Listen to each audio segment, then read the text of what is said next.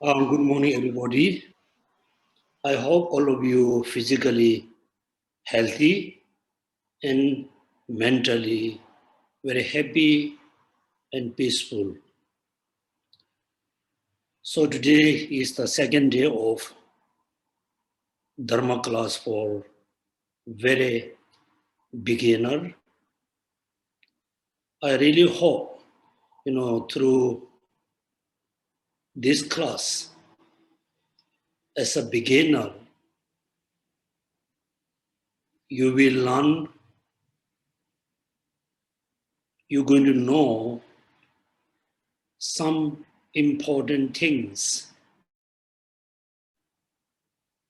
which is very important, which is very very useful for your life, particularly in our daily life. Second, among the study partner, if you consider yourself as a Buddhist, then you will have the better understanding of Dharma. Because many of our Buddhist brother and sister, they believe in Buddha. Also, they, since for many years, they follow Buddhism, but unfortunately, they don't have the right understanding of Dharma. Also, they don't know how to practice the Dharma in order. Therefore, second, through this class, who are considered as a Buddhist, you can have the better understanding of Buddhism. You will have the better understanding of how to practice the Dharma. Third, through our discussion, through our, this class. So we together going to learn, going to have some important idea how to overcome problems immediately. Therefore, through this class, you can have three benefits. The benefit number one, you're going to learn some important technique which is very useful in your life, in your daily life. Second, as a Buddhist, if you consider yourself a Buddhist, you're going to have a better understanding of Dharma. You're going to have a better understanding how to practice Dharma. The third benefit, through our study for maybe next 6-7 months, so you're going to have some idea, some knowledge how to overcome, the problem immediately. So this is the main, achievement you're going to achieve through our study. In our daily life, we have everybody feels, very worried about things. Some worries are, so we need to be worried because it's really going to happen, already happened. There's so many things not going to happen, never happened yet. Still, we are very worried about this thing. So, sense of worry makes us very unhappy. Therefore, in the first day, last Sunday, at the beginning, I explained very simple the history of Buddhism. Second, I explained the benefit of studying Dharma. Then third, I explained all the Buddha teachings teach us only three trainings, three practices. The first, practice of ethical discipline. So we need discipline, physical discipline, the verbal discipline, and mental discipline. If you yourself is a very disciplined person, then you already control a lot of the negative thoughts. Therefore, the Buddha teaching teach us only three. First, ethical discipline. Whether you are male or female, whether you are rich or poor, whether you are young and old, we need physical discipline, we need the verbal discipline, the most important, we need mental discipline. The second, teaching about meditation, teaching about samadhi. The teaching which is teach us meditation is very important technique. How to have a very clear mind. Also, this is a very important technique. How to fully control, surprise, control all the negative thoughts. Also, very important technique. The meditation is a very important, useful technique. How to generate, how to increase our positive thoughts, the positive energy. Then the third, Buddha teachings teach us how to realize the truth, the fact. Because in our life, we did so many mistakes. We have so many problems because we don't understand the truth, the reality. Therefore, we made a lot of mistakes.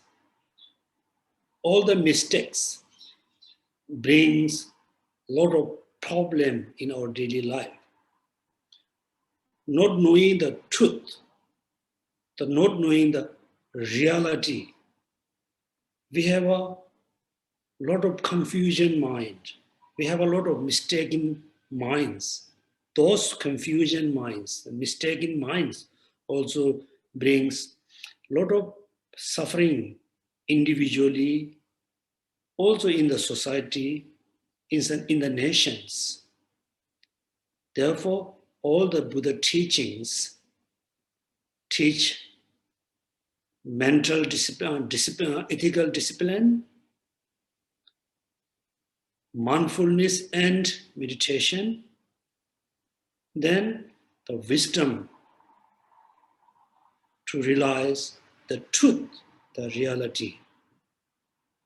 If we don't understand the truth and the reality, so we have a lot of problems. So the last Sunday, I explained, Buddha gave a lot of teachings, lot of teaching for many years. All the teaching we can categorize into only three teachings. Three teachings, three baskets, or three trainings. Whether you are Buddhist or you are non-Buddhist, you need ethical discipline. You need mindfulness. You need wisdom. And also, I explained last Sunday, all the Buddha teachings also explained like the science or Buddhist science, Buddhist view, and Buddhist practice. Buddhist science, Buddhist view from Buddhist point of view, and how to reduce all the negative thoughts, how to achieve a lasting happiness. If you study the Buddhist science, it is very useful to know the fact. Because from our point of view, from our based on our belief, we think things exist, it is true, but it exists as a permanently. We never think how things exist, why things arise, why I was born, what is my achievement, what is the purpose of my life. So we never ask this question ourselves. Since we are when we are very young stage, we went to school, many of you went to school without asking any question, finish, you graduate from university, have a job, earn money, just enjoy your life. You never ask why I am here. So what is my purpose? To be born as a human. As a human being, what I can do to benefit others. Therefore, when you study Buddhist science, so then you can have all the answer. Second, when you study the Buddhist view, the view from the Buddhist point of view, how we can believe, how we can accept things. Then third, the most important, we need to practice the Dharma. So what is the, why we need to practice Dharma? Why I need religion? Why I need Dharma and Buddhism? So therefore, first, today everybody asks this first question: do I need religion? Do I need to follow religion or not? Without, accepting any religion, if you are truly happy, if you are fully satisfied your life, then definitely you don't need any religion. You don't need Buddhism. You don't need Dharma. But this is not the case. Whoever have a feeling and mind as ordinary beings, everybody have a dissatisfaction. Everybody has so many sufferings and problems. So we have very limited ability how to overcome all the problems. We cannot. We wish to overcome all the problems. We have a very strong kind of desire to be freed, free from all kinds of suffering. But our ability has a limited. We have a limitation ability. We cannot overcome. Therefore, if somebody asks, do I need a religion? Do I need a Dharma? Then my answer is for you, if you are truly happy, if you are completely, fully satisfied in your daily life, then you don't need any religion. But everybody are not truly happy. We all of us not fully satisfied with our daily life. Therefore, my answer for you, yes, we need a religion. Right? Second, yes, I believe somehow I need to follow a religion. But nobody can force you to follow religion. Nobody. You have a freedom to follow religion. You have a freedom to be free thinker. You have a right to, reject the religion. But if you feel, yes, somehow I need a religion, then second question, so which religion I should follow? Which religions I should adopt? Then I'm not going to say, none of them can say you must follow Buddhism. None of the Buddhist master, teacher, guru, Rinpoche cannot say you must adopt Buddhism. None of the Hindu, Christian, Muslim, teacher going to say you must follow my religion. They cannot force you to follow their religion. So you have a freedom to choose which religion you can follow. Then if you're asking me questions, so which religion should I follow? My answer is, what is your main kind of problems?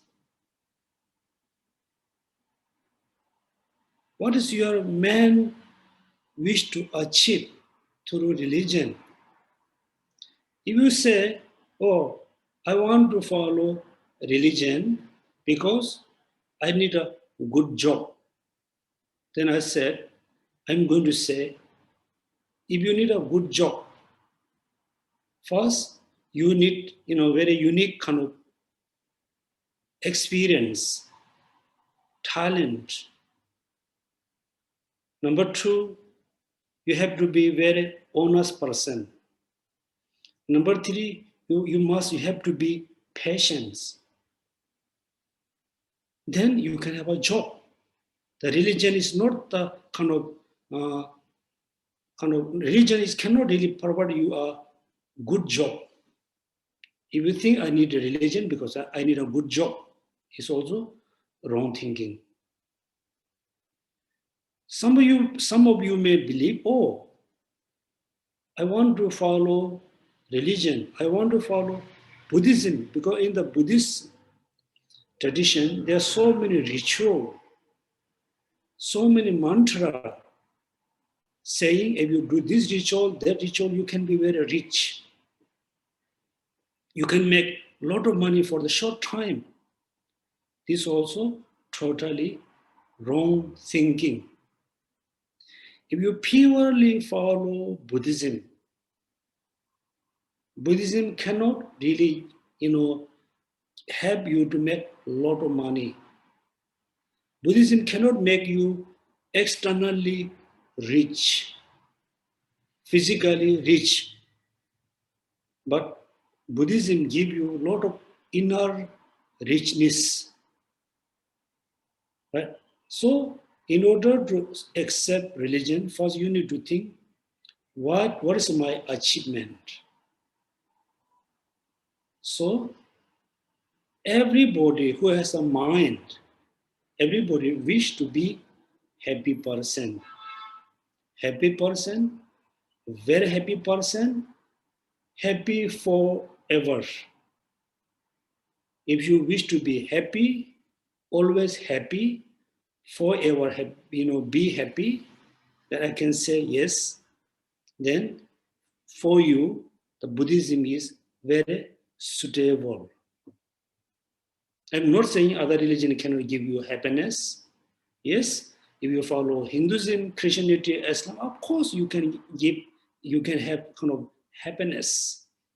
But they never have any kind of teaching to achieve kind of lasting happiness. They don't have a teaching how to reduce, how to eliminate the ignorance. That's religion. Then let's say, okay, now we have a class about religion, particularly Buddhism. In Buddhism, it talks about so many things: liberation, nirvana, Buddhahood, pure land, omniscience, renunciation, next life, previous life, karma, sufferings, three realms, lower realms. It talks so many things. Whatever explained in Buddhism, there must be an important base. Important base. The important base is cause and effect. The concept of cause and effect. The concept of dependently arising dependently, exists, established dependently. The main kind of important foundation in Buddhism is cause and effect. The effect arises from cause. The cause produces effect. For example, the farmer, they wish to grow rice.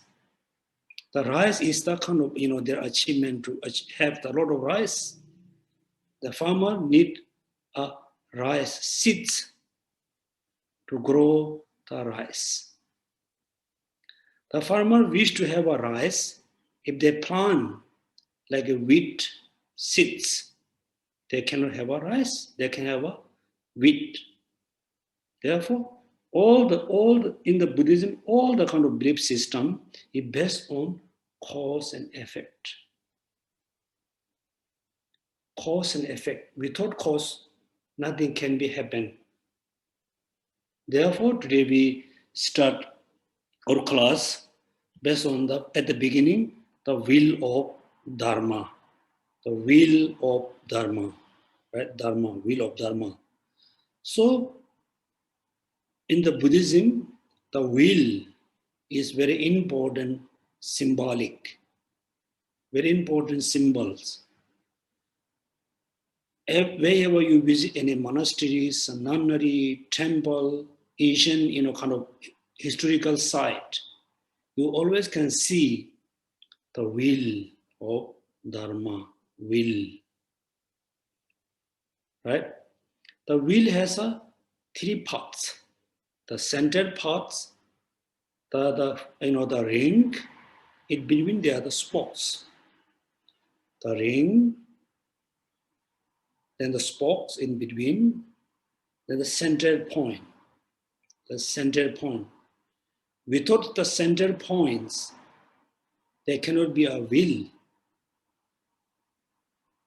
Without the outer ring of the wheel, without it, there cannot be a wheel. Without the spokes, there cannot be a wheel.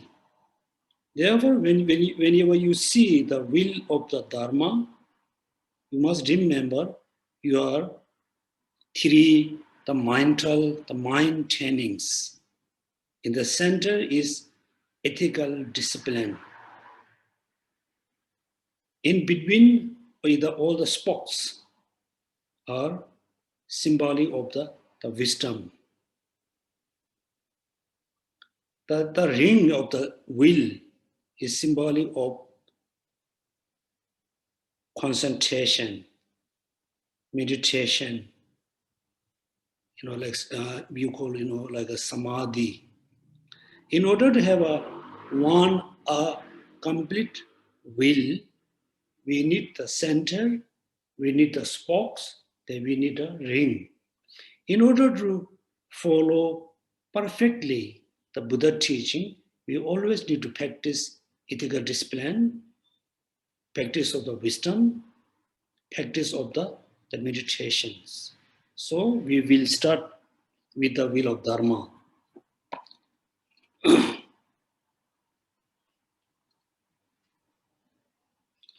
The Sutra of Wheel of Dharma, I think you can open the soft copy in your laptop, in your phone, computer. Homage to the Omniscient One. Thus have I heard at the one time, the Blessed One, the Buddha, was residing in the deer park at the Rasivadana in Varanasi. At that time, the Blessed One spoke to the group of the five monks. So this is a very kind of Tibetan tradition. So many already know about this. According to Tibetan tradition, all the teachings, Buddha teaching, translated into Tibetan language, they always have the kind of the history of the sutra at the beginning. Is also translated into Tibetan language. I guess many of the Chinese Buddha teaching translate from Sanskrit, Pali to Chinese language. They just omit the history of the sutra. They just start the main teaching. So the first one, homage to the Omniscient One, they really homage, supplicate to the Omniscient, the Buddha mind. Thus have I heard at one time. This sentence talking about the excellent teaching. Excellent teaching, I heard. Excellent teaching. The Blessed One, the Buddha, excellent teacher. The next one, residing in the deer park at the Rasivadana in Varanasi, is excellent, the environment, the place. At that time, the Blessed One spoke to the group of 5 monks or 5 bhikshus excellent disciple. Yes, mean excellent teaching taught by Buddha, excellent teacher. Then the place, the excellent place, Varanasi. The excellent disciple or students, the 5 sanghas. So then why I say excellent teaching? Because Buddha Shakyamuni, before he became a Buddha, he studied for many years in Hindu tradition. Many years he studied in Hinduism. So all the Hindu teachings, at the beginning they talk about the Creator. In between they always talk about worship to the God, the Bhagavan. All our sufferings, all our happiness come from the Bhagavan. So Buddha studied this kind of teachings. Also, according to Hinduism, they believe in Atma, the permanent self, permanent I. So he was studying for many years. He wasn't happy this kind of teaching. Then he totally, ignored all the teachings. So he remained in the forest for 6 years to discover the truth. So after many years, he fully, realized the truth. Therefore, the teaching is excellent. Excellent is a truth teaching. Then the teaching was taught by excellent teacher. Excellent teacher. For example, right now, I am explaining you the will of Dharma. I don't have a really experience. I don't have an excellent experience about Dharma. I cannot be excellent teacher. I just read the books, study for few years, then I just deliver it to you without practice myself. Therefore, I am not the excellent teacher. The Buddha Shakyamuni, he is, according to Mahayana tradition, we have to say he is excellent teacher. Whatever he taught based on his own experience.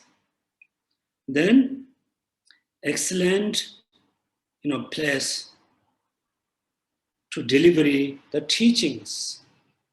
So again, according to the Mahayana tradition, so we believe Buddha Shakyamuni was the 4th Buddha. The 5th will be the Maitreya Buddha. Then in the future, there will be, another 996 Buddha will come. All Buddha will turn the wheel of Dharma in Varanasi. Therefore, we say excellent place. Then excellent disciple, excellent students. The 5 monks are the excellent because Buddha knew they will understand his teaching. Buddha fully knew they will understand, they will practice the Dharma, they will achieve something in this lifetime. So we are not excellent students. First, we don't understand. Second, we don't practice. Third, we are not serious about our practice. Therefore, the 5 monks are the excellent teacher. So those are just explanation, not important. The second one, the second line, monks. As I correctly paid attention to the things That means Buddha was correctly, reflecting, thinking about the things around him. He seriously, thinking how thing exists, why we have sufferings, how I can stop sufferings. He seriously thought for many years. Then he said here that I had not hitherto hit there to head. That means I never had up to now. Right? So Buddha said, I heard many teaching from all the masters, but I never heard what I have realized until now. Thinking this is suffering. This is suffering, not just suffering. So a truth of noble being. Right? That means I discover the suffering. The suffering is the truth noble beings. Truth of the noble beings. Right? That means Buddha said, I fully understood, I fully discovered the truth of suffering. Then next, there's a 5, like a phrases. Vision arose, knowledge, awareness, understanding, and realizations. That means you have to say, in the sentence, vision arose, knowledge arose, awareness arose, understanding arose, realization arose. There's a 5 phrases. There's here, I think everybody as a beginner, please you remember the 5 parts. 5 parts. Vision arose. He's talking about the part of accumulation. The first part, accumulation. Knowledge, the second part, which is preparation, part of the preparation. The third, awareness, the part of the seeing, the seeing part. Understanding, the part of the meditation. The last one, realization, part of the no more learning parts. So today, as a beginner, please try to remember the 5 parts. Part of the preparation, part of the, first one, part of accumulation, preparation, seeing, part of the meditation, part of the no more learning parts, 5 parts.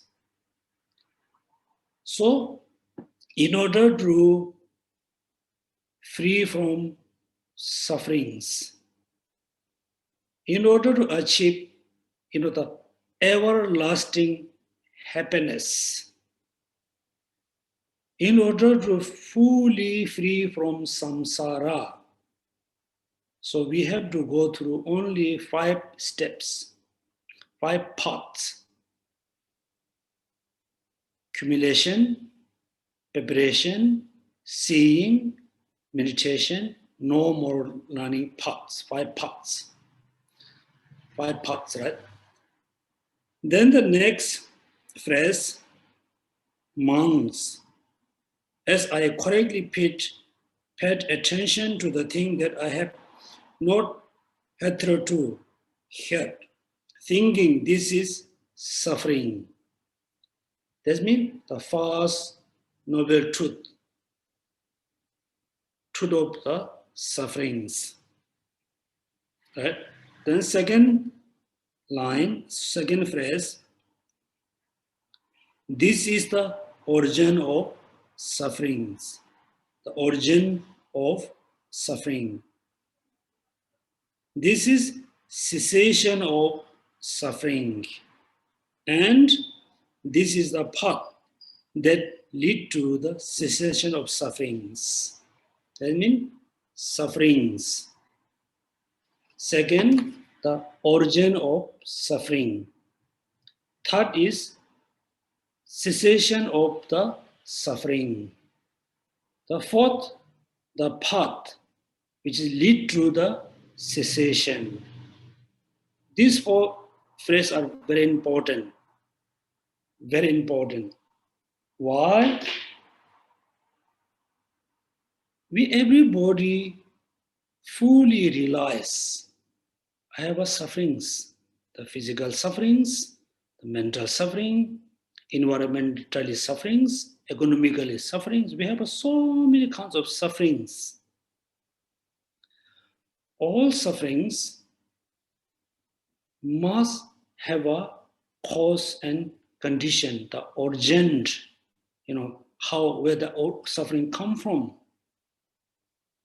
Therefore, when we have problems, we should not be unhappy.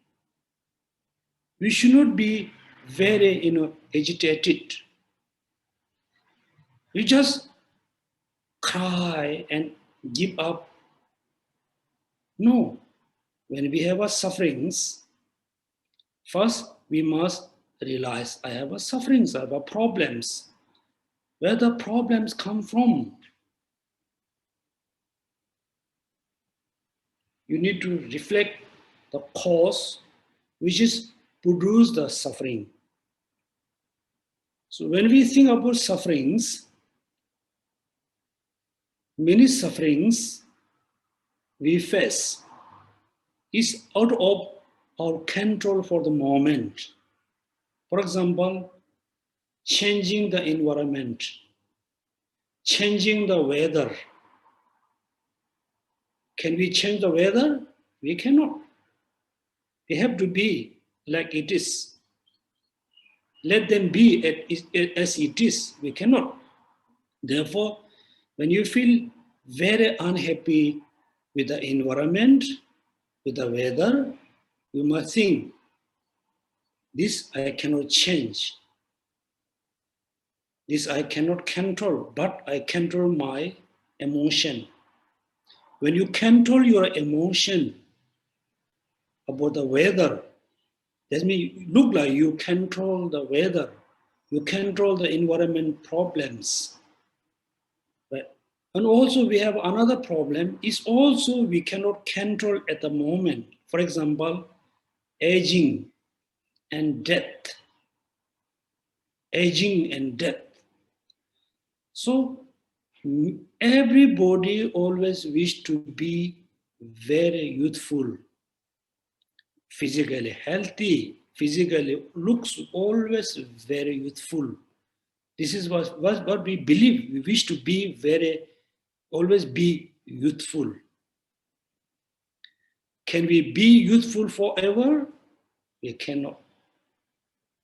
So when we notice, oh, now I am quite old, I'm getting very old, this thing makes you very unhappy. But also we must know, it have to be like that. I cannot control, let it be that way. Again, you control your emotions. You change your perception about the youthful. Right? Then death. Nobody wants to die. As a husband, you always, really wish to stay with your wife, your children, your family. You always want to be live together forever. We believe, we wish, but nobody can stay with the family forever. We bound together for a while, then we have to be separate. When someone separates from you, the separation suffering is a very difficult kind of situation. Also, that moment, you must think, things come together due to the causes and condition.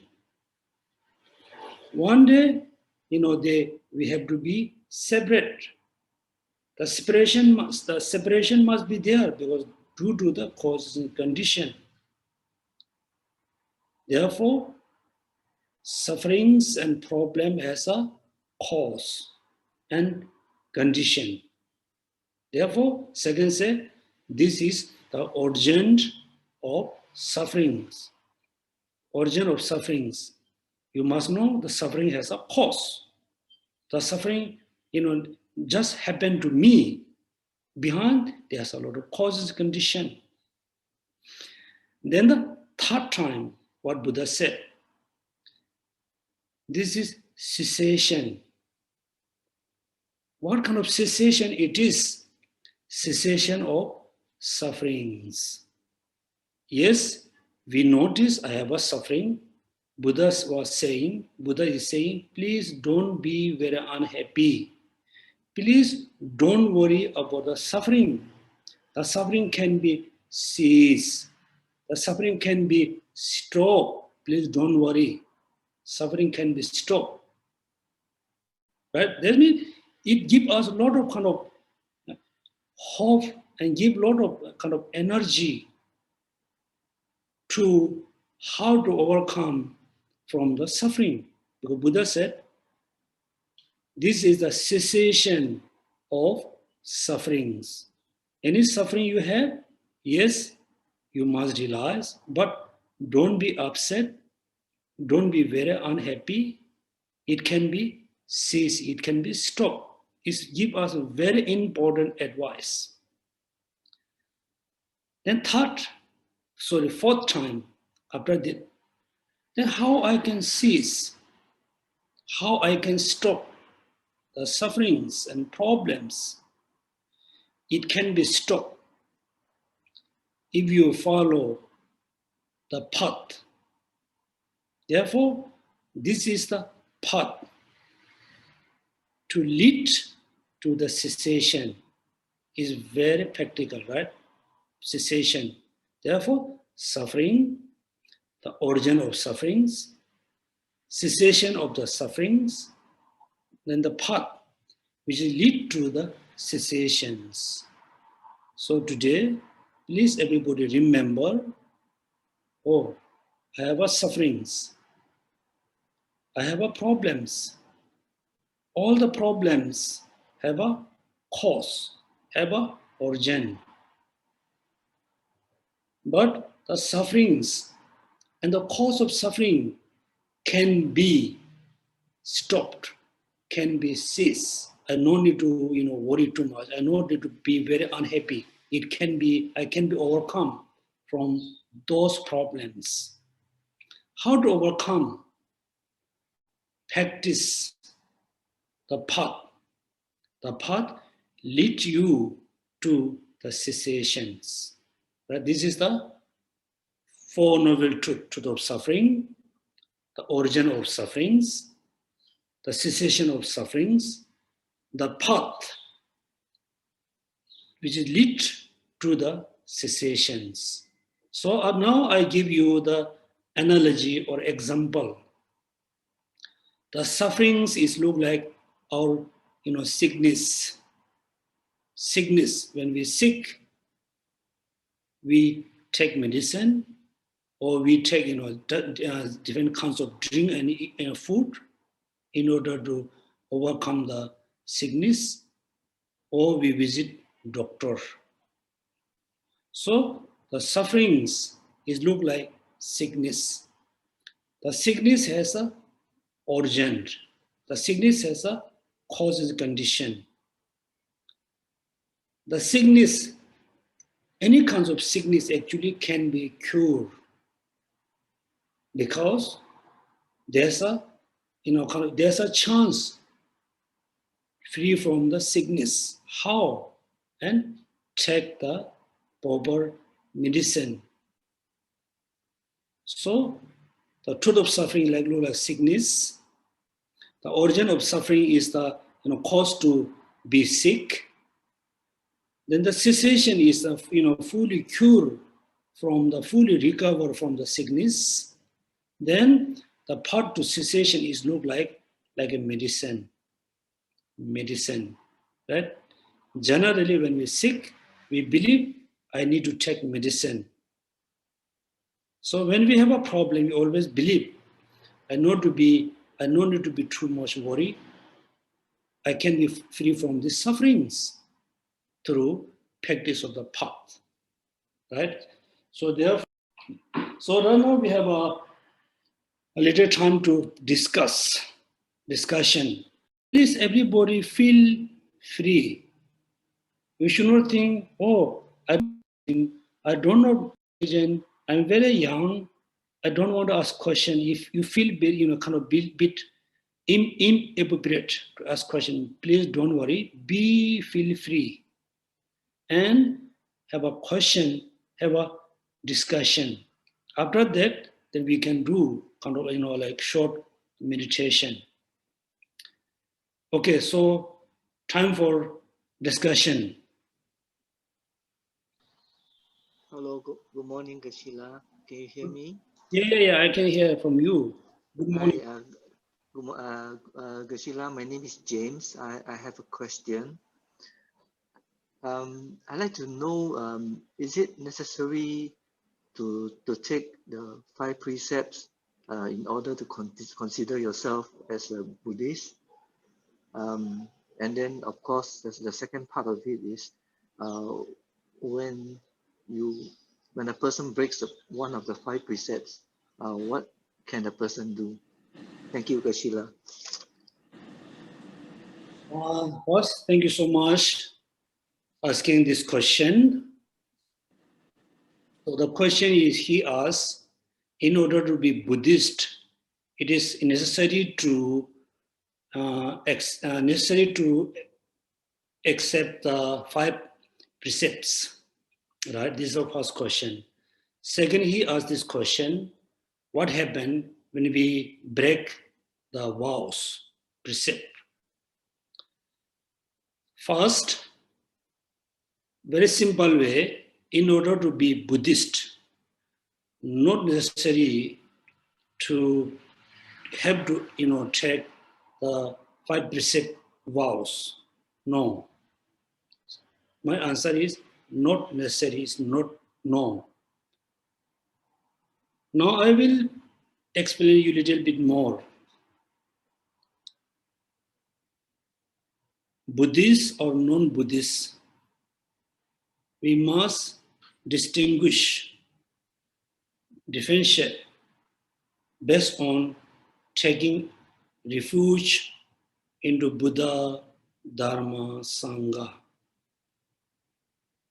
If you take refuge into Buddha as your teacher who teach you how to end the sufferings. So when you take refuge into Buddha, the Buddha always be your teacher. When you take refuge Buddha, you always consider the Buddha is my teacher, my guru, Buddha. Second, as a Buddhist, you need to take refuge into Dharma. Yes, Buddha is my teacher. If I just pray to Buddha, make offer to the Buddha, chant his name, which is good, but it is not really sufficient, not enough kind of practice to overcome problems. For example, when we sick, so we must see a doctor. Just seeing the doctor, repeat it is, just reciting his name, or just have a lot of respect to the doctor. Those are not enough to cure our sickness. So this is one of the big mistakes we Buddhist people have been doing. Many Buddhists, I'm not saying all Buddhists, many Buddhist people have one misunderstanding. So when we woke up early morning, we do prostration to the Buddha, or some of you may lead a light, offer incense, sometimes you offer a fruit, and you recite the mantra, you do chanting, then you finish your day. You thought, oh, I'm Buddhist, I have done good practice. It is one mistake, one of the big and serious mistake. I told the example, right? When you sick, need doctor. When you found very important, famous doctor, you should not be just happy the doctor is very famous. You should not be just, happy, repeating his name every day. You should not be just happy to have a lot of respect to the doctor. No, you need to get the prescriptions from the doctor. If you're very happy, just have the prescription. It doesn't mean it cure your sickness. Cannot. You need to get the medicine. Yes, you have a doctor, you have the prescription, you bought the medicine. If you don't eat, it cannot be cured, your sickness. Therefore, second, we need to take refuge to the Dharma as a medicine, cure our sufferings. Third, in order to fully, recover your sickness, you need doctor, medicine, and nurses. So when we visit hospital, you always can see doctor and nurse. Nurse are very important. Most time the doctor is not around you. The nurses are always available you to ask, oh, which medicine I should take, which one for morning, which one for evening, what should I eat, what I should not eat. Therefore, third, we need to take refuge to Sangha as a practice partner, as a advisor. So in order to be Buddhist or non-Buddhist, only differentiate based on taking refuge to Buddha, Dharma, Sangha. The Buddha as a doctor, teacher, guru, all the teachings, all the actual meaning and the practice are the real Dharma. Then in between, all the, like Sanghas, teacher, master who help you to give a proper understanding of Dharma, those are like a Sangha. Yes, in order to be Buddhas, not necessary to take a 5 precept, take refuge into Buddha, Dharma, Sangha. So if you could, it is good to be, it's good, very good to accept, the 5 precept vows. What are the 5? Not killing, particularly not killing any human being. When you killed, you are taking somebody's life. When you kill fish, also you are taking life. So, first precept, stop you to killing, stealing, stop not stealing anything. If you steal things from your friends, your relatives, slowly they consider you as a thief. Then you have a always bad image in your society, in your family. Then lying. If you always lies, if you are a liar, who believe you? Who trusts you? Even though your best friend cannot trust you, your wife, your husband, your children, your neighbor, nobody can trust you because you are always lying. You are a liar, right? Therefore, third is totally stopping liar. Then sexual misconduct. If you are a lay person, it's up to you. You can marry it. If you are not married, if still you want to have a sexual conduct with someone, you must choose just one person. Just go with the person. Don't go with everybody. Now also you can see it's the truth. In Singapore, we have so many this kind of problems. husband go with, with other girls, slowly other girls cheat them, finally the husband lost everything. Therefore, the fourth, sexual misconduct, total stop sexual misconduct. If you are married, just stay with your married wife or husband. If you are not married, you just be happy with just one person. Right? Then the fifth one, not taking any kinds of like alcohol. Drink alcohol is good or bad. Generally, sing song is good or bad. It's very neutral. You always song, it makes you a lot of problems. You really give a lot of problem. Other people will give you a lot of problems. If you sing song the right time, the right amount is good. So if you are a lay person, if you drink the right amount, it can be good for your health.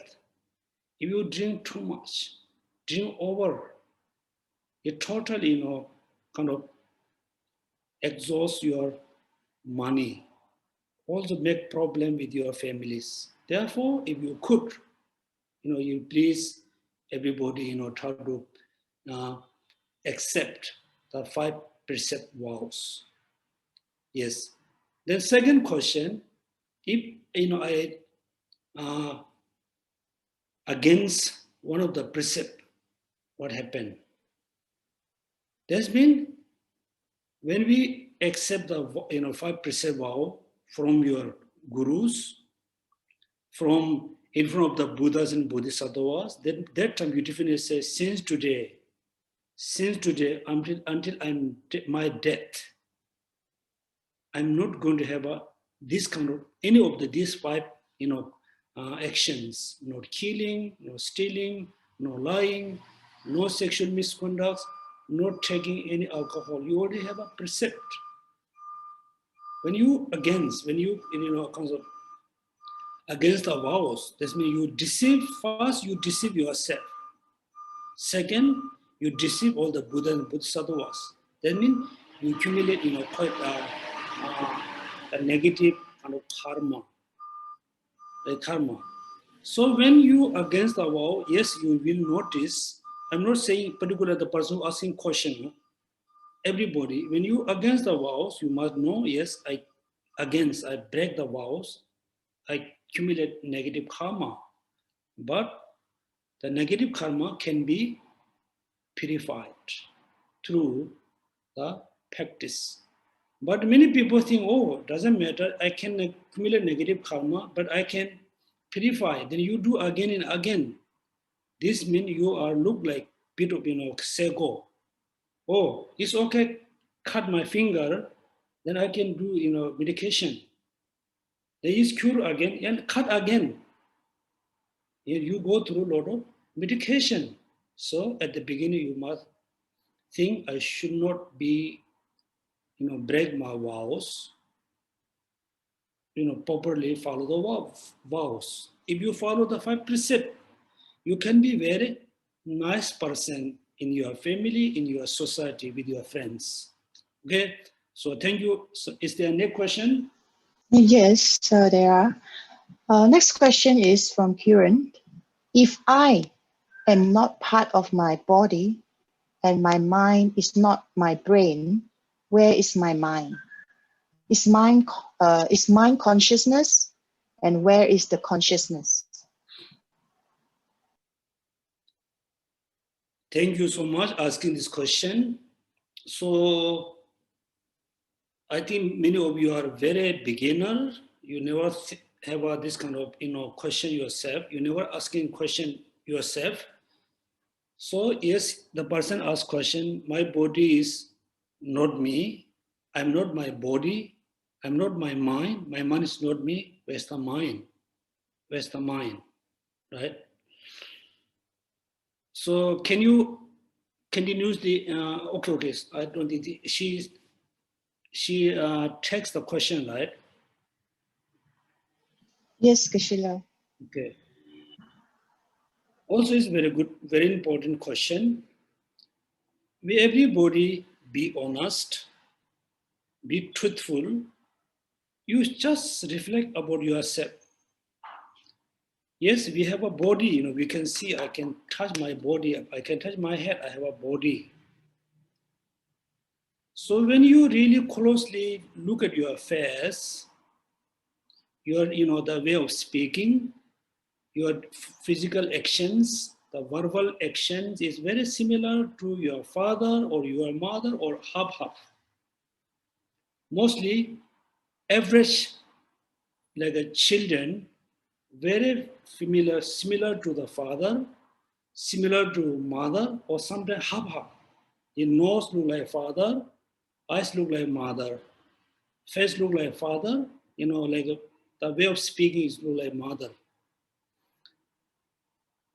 This means it's very clear our body come from our parents. You can from genes or chromosome, whatever, is come from our parents. Second, you be honest, you reflect on your thoughts, emotions. Roughly, you can see, oh, this children is very short temper because the father is very short temper. The mother is very short temper. Therefore, this children is short temper. That short temper is, I think, also still linked with your parents. Also, we should differentiate between short temper and angry person. Short temper, I lost my temper, I get angry. Yes, therefore, we have a body which is very physical. You can see, somebody can touch you. Also, you can touch. These are very physical things. Very easy to see it. Second, yes, through our analysis, we notice somehow I have a feeling that when you touch your face, you can feel your hand touched to your face, that feeling, sensation. It's a very gross.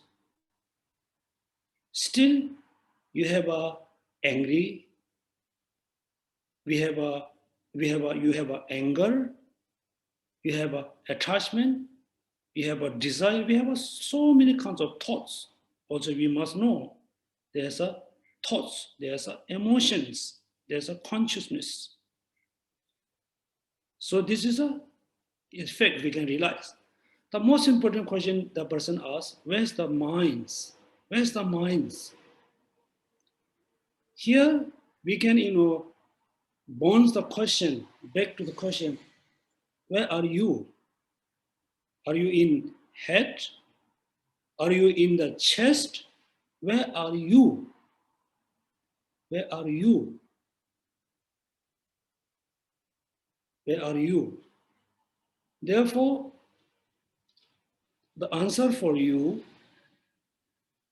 consciousness, minds, has three different kinds of consciousness. Three kinds of consciousness. One is very obvious, very manifest consciousness, which is our five consciousness: eyes consciousness, air, nose, tongue, the body, sense consciousness. The air consciousness always exists within the eyes organs. Air consciousness always exists where the air organs exist. The body consciousness exists all parts of the body. This is one concept minds we are talking about. Second, there's other minds. It's not really exist in your eyes organ, air, and so it exists in part of the brain, or exists in your. It's true. I think it wants to say exists within in your channels. Then there's a very subtle kinds of minds. The subtlest minds always exist in the center of your heart, center of your heart, center of your central channel. Therefore, some emotions maybe exist within the parts of brain. Some emotion exists in a part of in your channel. Some emotion always exists, particular in the channels. So this is the answer for you.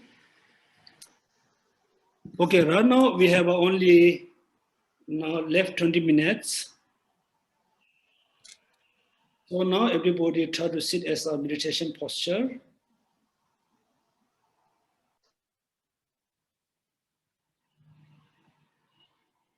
Right? Fully rest up your upper body, also keep very still, upper body. Then your eyes, close slightly, open slightly.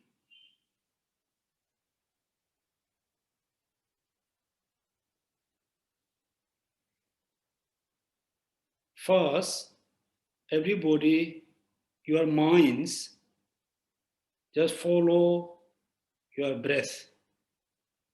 Okay, it's according to you. Somebody have a very fast, the breath is so fast. Somebody has a very shallow breath. Somebody has a long breath. Is individually, you just follow your breath in and out, in and out. Just all your attention bring together and follow your breath in and out for a while.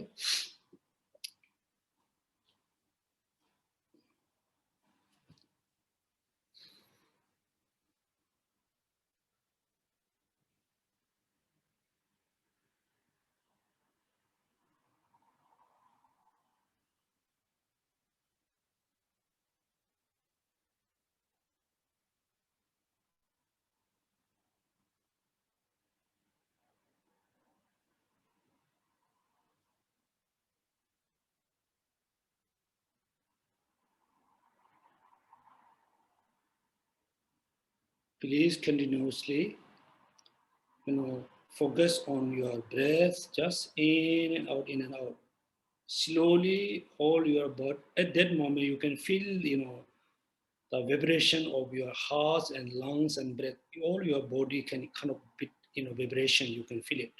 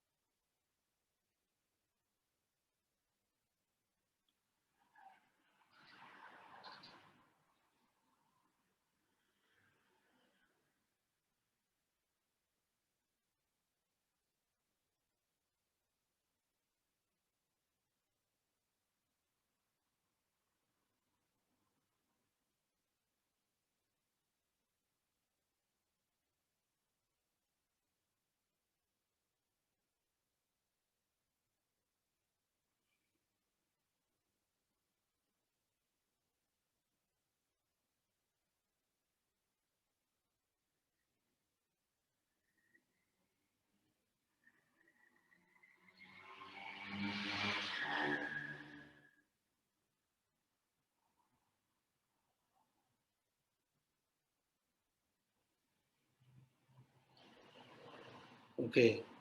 So every day before you do, the particular meditation, you do, the breathing meditation.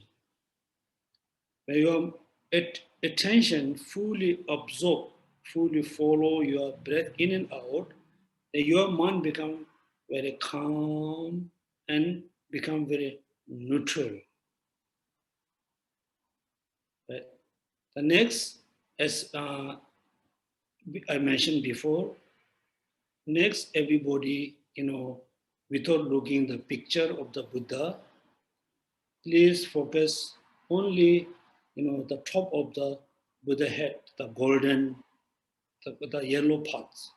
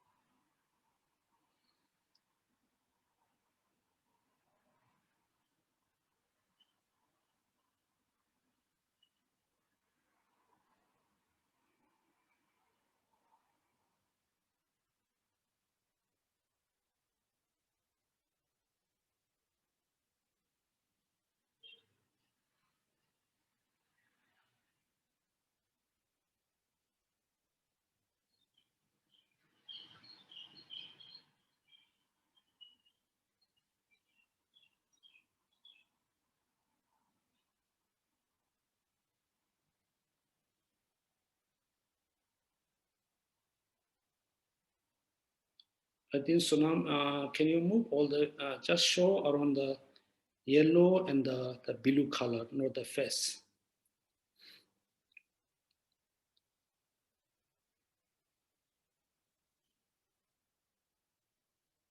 Down, more down. Can you move down? Little bit more, more. Yeah, this should be okay.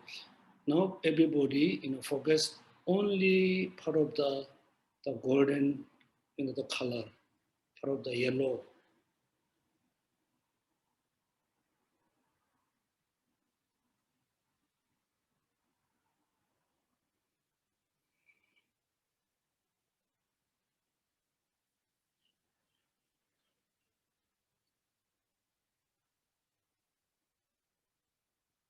Slowly you can focus, part of the dark blue color of the head of the Buddha with the yellow.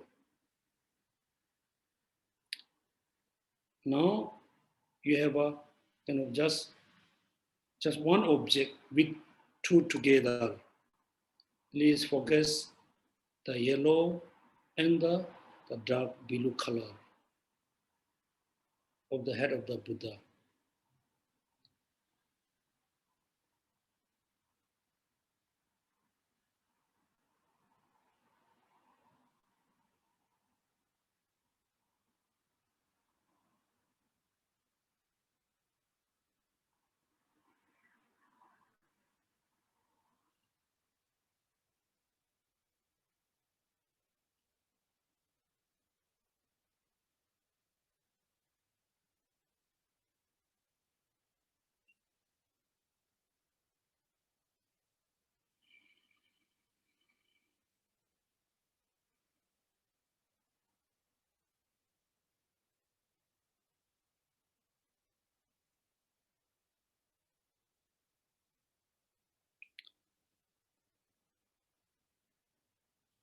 If some of you may have a problem to visualize the head of the Buddha and top of the Buddha head, and first then you can watch the picture of the head of the Buddha. You watch and try to have a clear image in your mind.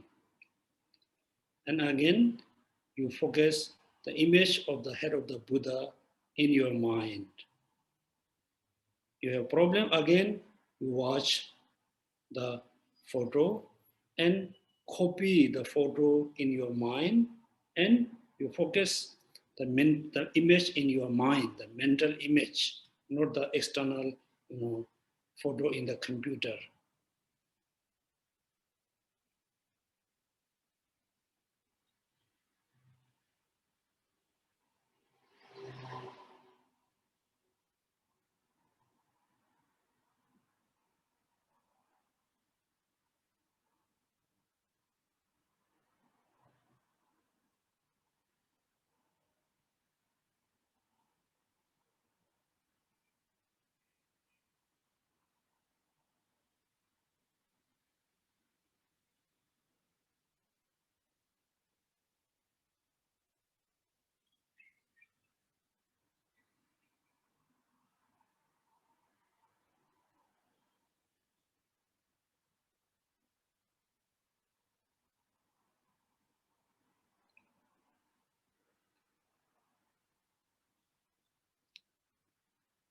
Okay, now if you feel tired, then I say you just just take a rest. That means you just relax, be relaxed for a while.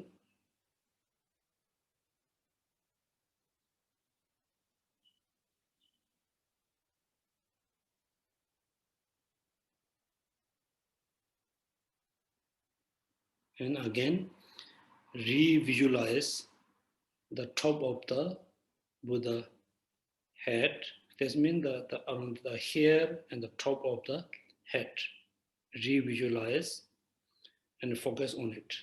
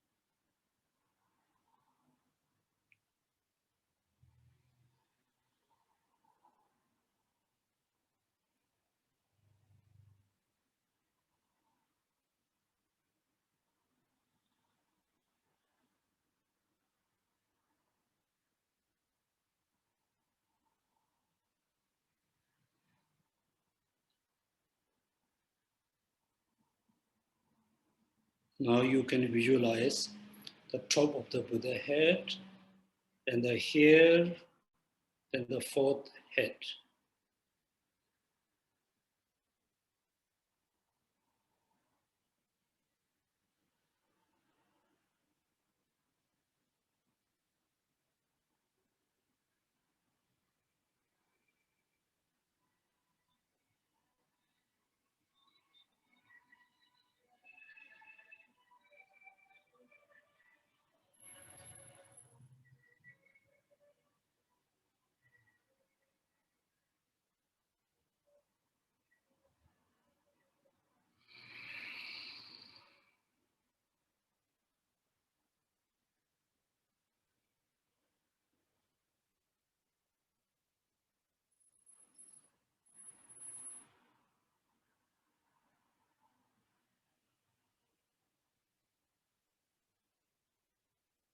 Next, only focus the top of the Buddha head, the yellow parts, only yellow parts.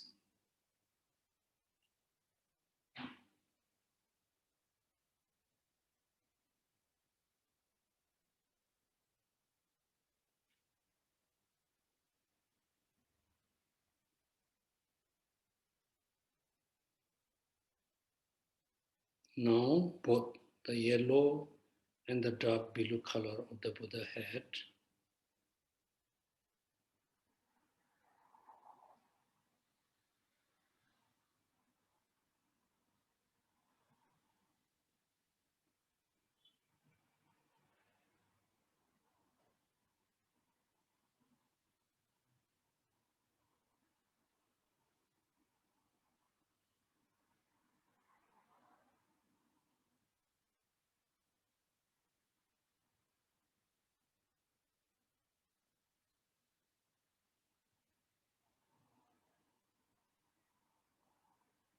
Now three together, the yellow, the dark blue color here, and the fourth head, three together.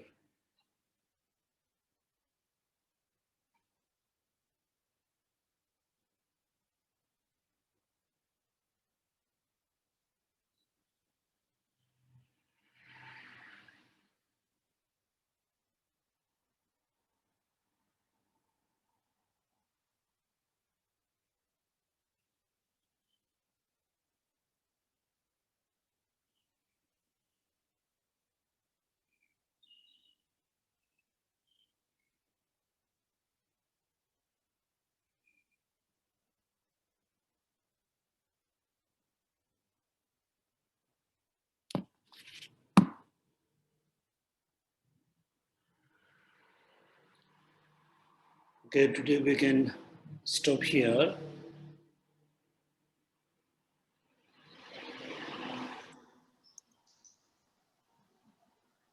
Geshe. Yeah. So much. So until next Sunday class, please everybody try to be master how to focus in the top of the Buddha head and the dark blue color yellow, the dark blue color here, and the fourth head. How to have a very clear image of the Buddha head in your mind. Make sure when you meditate on the Buddha head, you not look like looking at the picture and the painting. You are just absorbing, focusing the image of the Buddha head in your minds. When you look at the things, you have the image at the same time in your mind. So you're supposed to meditate the internal object, which is the image of the head in your mind. So this is very important. Okay, so thank you so much for really attending the Sunday class. I know Sunday is very important for you guys. As a Sunday, you work for 5 days, and Saturday, Sunday is kind of holiday. Still, you really try to manage the time and attend the class. If you continuously attend for next maybe 6-7 months, within the 6-7 months, then you can learn, a lot of things which is useful, which is very important for your life. At the end, we dedicate the merit for world peace.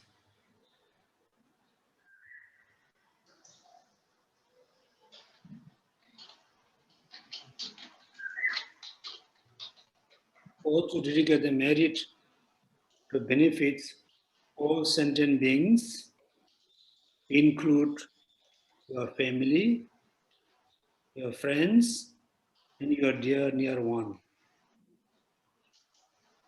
Also, please dedicate the merit to benefit, the people who support Tibetan Buddhist Center.